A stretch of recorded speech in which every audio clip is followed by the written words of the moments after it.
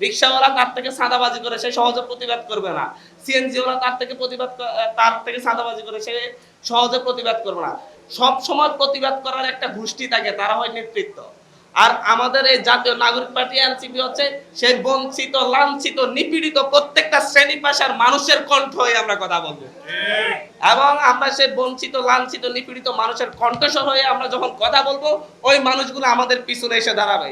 দল বড় হবে, পার্টি বড় হবে, নেতৃত্ব বাড়বে এবং ইনশাল্লাহ আগামী 10 বছরের ভিতরে এনসিপি ক্ষমতায় যাবেই ইনশাল্লাহ যাবে।